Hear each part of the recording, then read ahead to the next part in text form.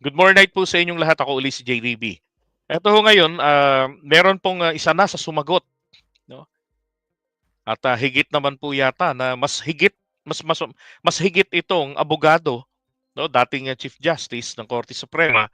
Ito hong si ngayon ay Executive Secretary Lucas Bersamin, 'di ba? Sabi nga niya, etong si Duterte nga raw po ay si Digong ay ganid, no? Eto, yan. Yan. Palacio tinawag na selfish si Rodrigo Duterte. Former President Rodrigo Duterte has gone to great and evil lengths to see his daughter, President Sara Duterte, ascend to the presidency, even insinuating that the military should intervene. Yang sinasabing yan ni Digong, yan po inciting a rebellion yan. Yung sinasabi na yan ni Duterte. Panghihikayat nila yan. At oras po, sana, dalawa silang anak niya eh.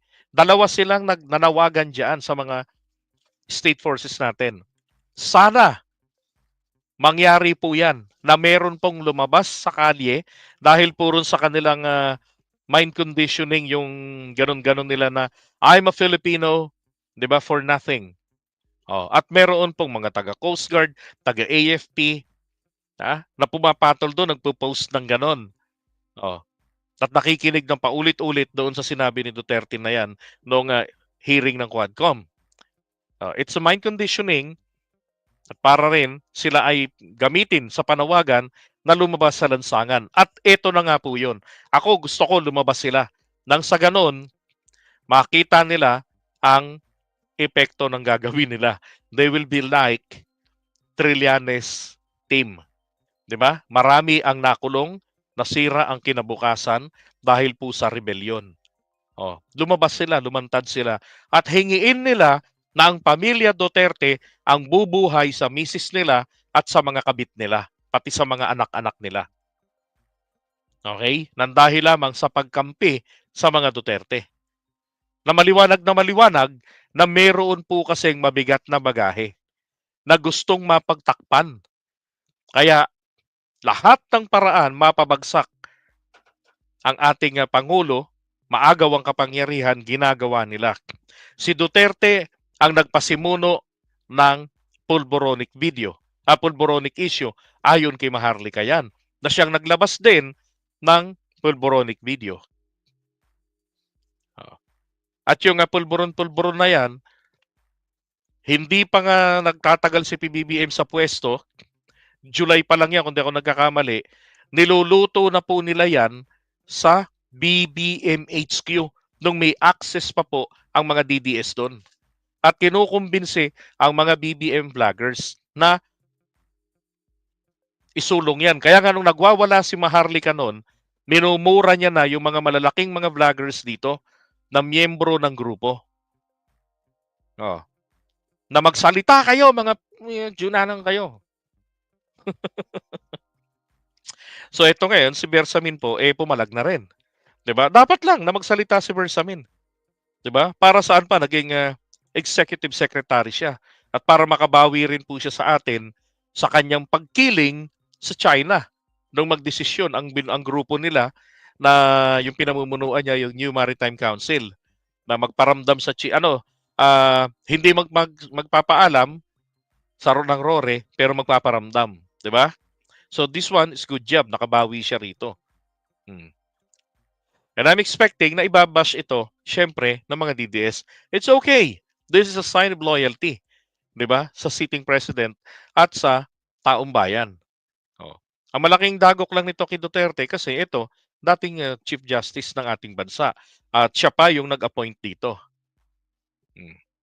Okay? Ay nako. Palaki na ng palaki, no? Parami na ng parami ang kalaban ni Digong. Naghahakot ng kalaban eh. Habang si Sara naghahakot ng kakamping, ng mga dilawan at kakamping na pumanig sa kanila at makakita ng pag-asa. And I don't think napapatulan po yan ng mga dilawan. Bakit? Kung di ako nagkakamali, etong ang sinusulong sa kanila dati ni Trillanes na unification ng mga dilawan at nitong nasa administrasyon para sana sa senatorial slate magkakasama. Ayaw po nila Leni Robredo at ni Risa Ontiveros. Puro sila, hindi, papanagutin, papanagutin. Sabi nga ni Trillanes sa kanila, alam nyo, sabotahe ka pa eh. Gano'n niya si Leni Robredo eh. Alam mo, sabotahe ka pa eh. Ang ganda na nga ng isinusulong, unification. Ito yung isinusulong ng presidente. Hindi pa ba kayo kontento? Martial law museum, hindi niya hinaharang gawin. Oo. Compensation ng martial law victims, meron kayo. Di ba? Tapos, hindi, tawag dito, hindi naman kayo binabanata ng Pangulo. So, yung laban ninyo na isinisigaw nung panahon ni Duterte, na isinisigaw natin, kasi di ba dati sinisigaw nila West Philippine Sea, pagtanggol, paglaban, ayaw ni Duterte. Oh, kay BBM sa ngayong administrasyon, nakikita nyo, pinaglalaban niya. Kahit na mabigat ang kapalit. So, ano pa? Yun, natahimik. Leila de Lima, nanawagan kayo na huwag pakialaman ang kaso. Bagkus pabayaan na lamang ng DOJ, utusan ng DOJ, pabayaan na ninyo yung mga umaatras sa yung kanilang recantation. At bahala na kami. Oh. Inutos ng Pangulo, huwag nang pakialaman ng DOJ yan. Bitiwan na yung aksyon ng previous DOJ na pinipigilan ang mga recantation. Kaya natatagalan yung pag-dismiss ng kaso ni De Lima. Yung pag-usad ng mga kaso niya sa korte. Kaya yun. Diba? So wala akong makitang dahilan na dahil lamang sa sinasabi ni Sara na as if, diba, kapani-paniwala siya sa kanyang salita. Makakatulong para ma-determine. Bagkus ang purpose na lamang ni Sara rito ay buhayin ang rivalry ng dalawang pamilya. Buhayin yung sigalot sa pagitan ng mga supporters ng mga Maka-Aquino o Cojuangco Aquino at ng pamilya Marcos. 'Di ba? So divisive yung gustong mangyari ni Sara at nito ni Duterte. Huwag lamang silang mapanagot sa kanilang mga maliwanag ng mga kasalanan sa bayan. Kay Digong, ang problema niya yung kanyang EGK. Na noong panahon niya wala siyang ginawa para mapigil ang paglaganap nito. At proud pa, and do not question, sabi niya, the policy of the president because I did it for my country. Daling sabihin niya, for my country. Diba? Pero ang tanong, ano nangyari? Di ka rin nagtagumpay. Yung mga biktima, yun ang problema. Diba? Kawawa. Walang hustisya. Ngayon, kay Sara naman, yung paglustay ng pera ng bayan, may guidelines na nga, hindi pa sinunod. At kitang-kita natin, maliwanag pa sa sikat ng araw, ganun-ganun lang nila. Binalahura ang pera ng bayan. Biruin mo, winidraw, tapos hindi may biniling vault, di man lang naipasok sa vault, ibinigay doon sa gwardiya ang pera kasi sila yung nakakaalam bago pa isagawa ang proyekto, meron ng accomplishment report. Ayos. Ay nako. Ang tanong, ganun nga lang ba talaga ang nangyari dun sa pera? Bakit ganito katindi ang reaksyon nila na gustong-gusto nang mapatalsik si PBBM sa pwesto? 'Di ba? Inuudyo ka ng mga Pilipino na sumama na sa rally nila na ang makikinabang naman sila lang din namang mag-ama. Pero ang magiging kawawa, ekonomiya ng bayan, ang taong bayan, 'di ba? Problemang malaki. Pagka nagtagumpay sila, paano nila hihikayatin ang mga dayuhang negosyante na magtiwala? Mismo si Digong markado na sa kanila sa kanyang human rights violations. Si Sara Duterte, markado na rin sa kanila sa kanyang pagbabanta sa buhay ng Pangulo. So sino ang mag-i-invest? Alam niyo, sabi ko nga po, yung mga yan, bilyonaryo yan. Multi-billionaire people yung mga yan. At kung hindi, pakilatag ng SALN mulat sa poll. Kailangan duly stamped, duly received, di ba, ng appropriate government agency na pinagsubmitan nila. Oh, hanggang sa yung latest. Okay. Ngayon, eto pa isa. Teka ha. Yun, sabi nga ng Rappler dito.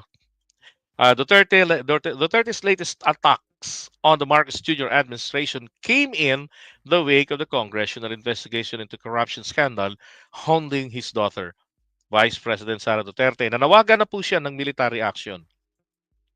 Pero wag daw kudita. O gags, di ba? Bakit ho? Kasi kapag coup, ang mangyayari po, eto ha, kapag coup, magkakaroon po tayo ng military government, military junta. Kapag military junta, hindi po si Duterte ang makikinabang, okay? Kundi po yung mataas na opisyal ng kudita. Kung sinong may pakana.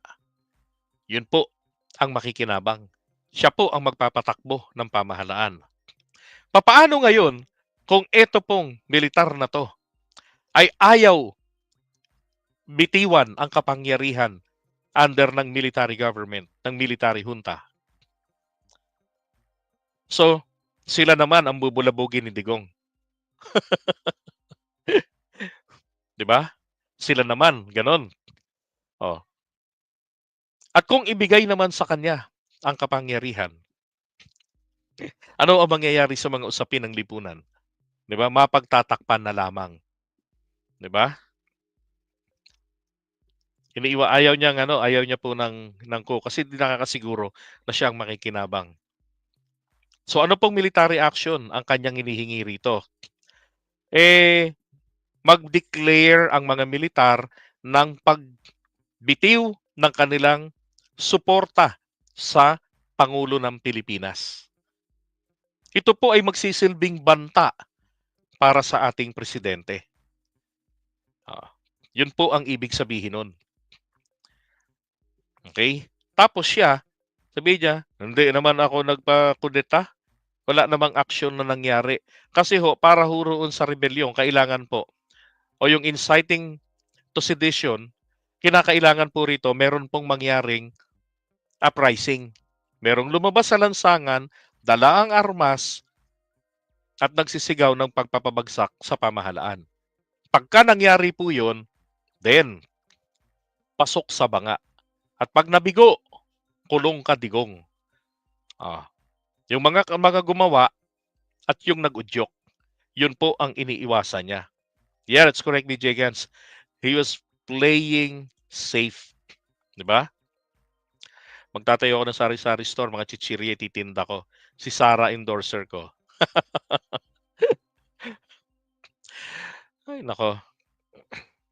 Okay, so iwan na muna natin ito. At least alam nyo na.